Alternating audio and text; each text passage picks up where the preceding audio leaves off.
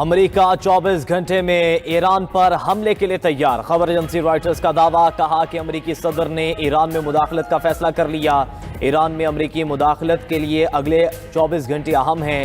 امریکی صدر ٹرمپ کا کہنا ہے کہ ایران سے متعلق فوجی حکمت عملی تیار ہے۔ ایران میں فتح کا حصول مقصد ہے، میرا مقصد جیتنا ہے اور مجھے فتح پسند ہے۔ ایران نے مظاہرین کو پھانسی دی تو سخت کارروائی کریں گے۔ امریکی میڈیا کے مطابق ایران کی اعلیٰ قیادت کو نشانہ بنایا جا سکتا ہے۔ امریکہ نے قطر کی العدید ایئر بیس پر فضائی اور میزائل دفاع کے لیے نیا سیل قائم کر دیا۔ میشیگن میں تقریب سے خطاب میں امریکی صدر نے کہا کہ امریکہ کی مدد پہنچنے والی ہے۔ مظاہرین اپنا احتجاج جاری رکھیں، اداروں کا کنٹرول سنبھال لیں، قاتلوں کے نام یاد رکھیں، انہیں جلد ان کے جرائم کی بھاری قیمت چکانا پڑے گی۔ ٹرمپ کا امریکی شہریوں کو ایران چھوڑنے کا مشورہ۔ برطانیہ نے قطر میں امریکی اڈے سے اپنے فوجی واپس بلا لیے۔ پاکستانی شہریوں کا بھی ایران سے انخلا جاری، 3 دن میں 377 پاکستانی وطن واپس پہنچ گئے۔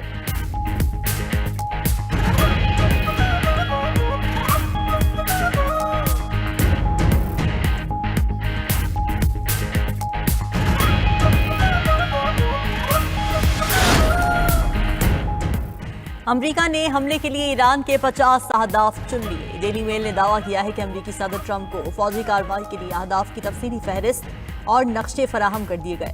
اہداف میں اسلامی انقلاب گارڈز کور کا ہیڈ کوارٹرز اور فوجی تنصیبات شامل۔ قطر میں العدید مشرق وسطیٰ میں امریکہ کا سب سے بڑا فوجی اڈہ ہے۔ العدید میں تقریباً 10,000 امریکی فوجی موجود ہیں۔ قطری وزارت خارجہ کا امریکی سرگرمیوں پر فوری تبصرہ کرنے سے گریز۔ امریکہ اور ایران کے اعلیٰ حکام کے درمیان براہ راست رابطے معطل۔ خبر ایجنسی کے مطابق ایران پر امریکی حملے کے خدشات بڑھ گئے۔ امریکی سینیٹر برنی سینڈرز نے ایران میں فوجی مداخلت کی مخالفت کر دی۔ کہا کہ ایران میں امریکہ کی مہم جوئی ناکام ہوئی، اب بھی ناکام ہوگی۔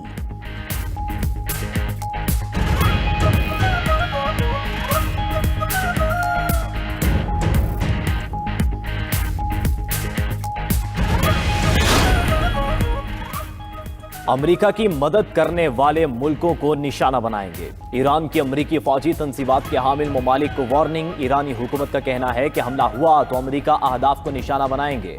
خبر ایجنسی کے مطابق قطر، بحرین، مصر، عراق، اردن، کویت، سعودی عرب اور متحدہ عرب امارات میں امریکی اڈے واقع ہیں۔ پاسداران انقلاب کے ایروسپیس کمانڈر ماجد موسوی نے کہا کہ انقلابی گارڈز ہر حملے کا مقابلہ کرنے کو تیار ہیں، کسی بھی حملے کا منہ توڑ جواب دیں گے۔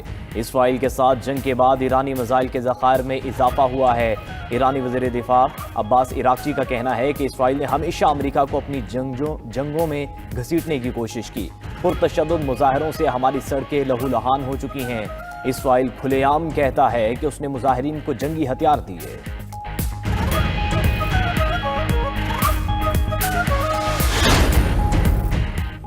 ایران میں 100 سے زائد افراد کی اجتماعی نماز جنازہ ادا۔ تہران یونیورسٹی کے باہر ایرانی شہریوں کا بڑا اجتماع۔ دارالحکومت میں ہزاروں ایرانیوں کی نماز جنازہ میں شرکت۔ ایرانیوں کی حکومت کی حمایت میں نعرے۔ ملک میں کسی بھی بیرونی مداخلت کو مسترد کر دیا۔ پرتشدد مظاہروں میں 2,500 اموات کی تصدیق ہوئی۔ جاں بحق افراد میں 148 پولیس اہلکار بھی شامل۔ مظاہروں میں شامل 18,000 سے زیادہ افراد گرفتار۔ ایران میں جلاؤ گھراؤ کی مزید ویڈیوز سامنے آ گئی۔ ایران میں پرتشدد مظاہرین کو پھانسی دیے جانے کا انکار۔ ایرانی چیف جسٹس کی گرفتار مظاہرین کے خلاف فوری اور تیز کارروائی کرنے کا اعلان۔ 16 روز بعد ایران میں مظاہروں کا سلسلہ تھم گیا۔ تہران سمیت دیگر شہروں میں حالات معمول پر آنے لگے۔ شہروں میں انٹرنیٹ سروس تاحال بحال نہ ہو سکی۔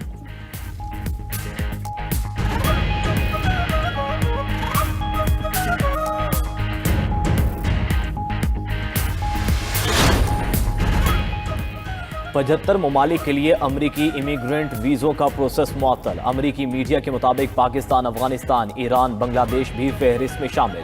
روس، برازیل، تھائی لینڈ، مصر کے لیے بھی امیگرنٹ ویزا پروسیس روک دیا گیا۔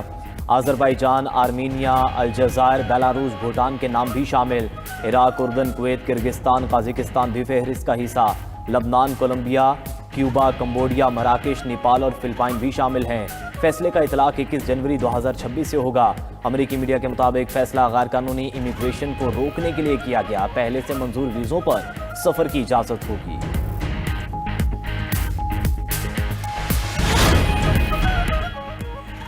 روس نے امریکی اقدامات کو عالمی نظام کے لیے خطرہ قرار دے دیا۔ روسی وزیر خارجہ سرگئی لاوروف کا کہنا ہے کہ امریکہ ایران پر حملے کی دھمکیاں دے رہا ہے۔ امریکہ بین الاقوامی نظام کو تقسیم کر رہا ہے۔ امریکی کارروائیاں بین الاقوامی قانون کی کھلی خلاف ورزی ہیں۔ ایران میں بیرونی مداخلت کی شدید مذمت کرتے ہیں۔ ادھر چین نے بھی ایران میں امریکی مداخلت کی مخالفت کر دی۔ ترجمان چینی وزارت خارجہ کا کہنا ہے کہ عالمی تعلقات میں طاقت کے استعمال کو تسلیم نہیں کرتے۔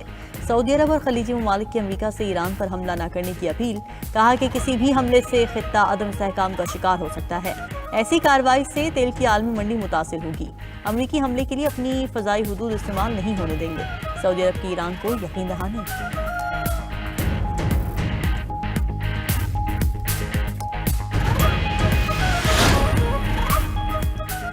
ایران میں امریکی فنڈنگ سے تنظیمیں چلنے کا انکشاف۔ اسرائیل بھی انسانی حقوق کی تنظیموں کو فنڈ دیتا ہے۔ امریکی خفیہ ایجنسی CIA کے سابق ایجنٹ جان کریاکو کا کہنا ہے کہ ان تنظیموں کی وجہ سے ایران کو سیکیورٹی کا سنجیدہ مسئلہ درپیش ہے۔ ایران ایسے افراد سے بھرا ہوا ہے جو موساد کے اشاروں پر چلتے ہیں۔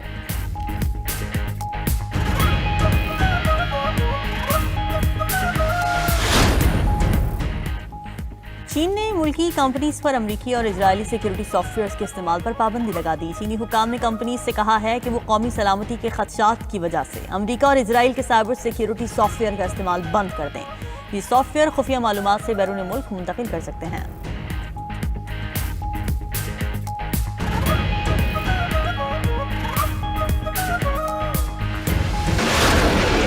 مئی کی جنگ کے بعد دنیا میں پاکستانی دفاعی ساز و سامان کی مانگ بڑھ گئی۔ بہت سے ملک دفاعی ساز و سامان کی خریداری کے لیے رابطے میں ہیں۔ دفاعی ساز و سامان کے فروغ سے ملکی معیشت پر اچھا اثر پڑے گا۔ وزیر اعظم شہباز شریف کا وفاقی کابینہ اجلاس سے خطاب، کہا کہ دفاعی پیداوار سے معیشت کو فائدہ ہوگا۔ ایئر فورس نے تیمور ویپن سسٹم کا کامیاب سے لانچ کیا۔ اس کامیابی پر افواج پاکستان کو خراج تحسین پیش کرتے ہیں۔ ہماری افواج دہشت گردوں کے خلاف ہر روز اقدامات کر رہی ہے۔ سیکیورٹی فورسز دہشت گردی کے خاتمے کے لیے پرعزم ہیں۔ پاکستان دہشت گردی کے خلاف جنگ میں کامیاب ہوگا۔ قطری امیر شیخ تمیم بن حمد الثانی اور وزیر اعظم شہباز شریف کا ٹیلی فونک رابطہ، دو طرفہ تعلقات کو مزید مستحکم کرنے کے مشترکہ عزم کا اعادہ کیا۔ گفتگو کے دوران مشرق وسطیٰ کی حالیہ پیش رفت پر بھی تبادلہ خیال۔ فیلڈ مارشل سید عاصم منیر سے ورلڈ لبرٹی فائنینشل کے وفد کی ملاقات۔ چیف ایگزیکٹو زکری وٹکوف کی قیادت میں امریکی فنٹیک وفد کی جنرل ہیڈ کوارٹرز آمد۔ ISPR کے مطابق ڈیجیٹل مالیاتی نظام کو مضبوط بنانے کے امکانات پر تبادلہ خیال۔ مالی شمولیت اور کراس بارڈر ڈیجیٹل فائنانس پر بھی گفتگو ہوئی۔ فیلڈ مارشل کا پاکستان میں سرمایہ کاری کے لیے سازگار ماحول پر زور، نجی شعبے کے ذمہ داران کردار کو قومی ترقی کے لیے ناگزیر قرار دیا۔ امریکی وفد نے پاکستان میں نجی سرمایہ کاری اور جدید ٹیکنالوجی میں دلچسپی ظاہر کی۔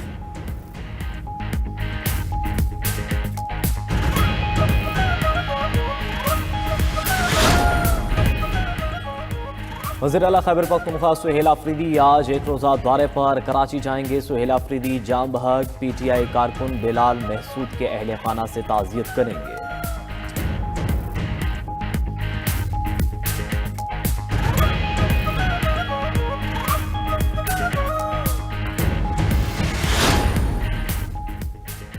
قومی اسمبلی میں اپوزیشن لیڈر کے تقرر کا عمل جاری۔ اپوزیشن لیڈر قومی اسمبلی کے لیے محمود خان اچکزئی اپوزیشن کے متفقہ امیدوار ہیں۔ اسکروٹنی مکمل ہونے پر آج اپوزیشن لیڈر کے نام کا اعلان متوقع۔ اسپیکر قومی اسمبلی ایاز صادق سے وزیر پارلیمانی امور طارق فضل چودھری کی ملاقات۔ اسپیکر قومی اسمبلی ایاز صادق کاغذات کی جانچ پڑتال کریں گے۔ کاغذات کی جانچ پڑتال کے دوران PTI کو بھی بلایا جائے گا۔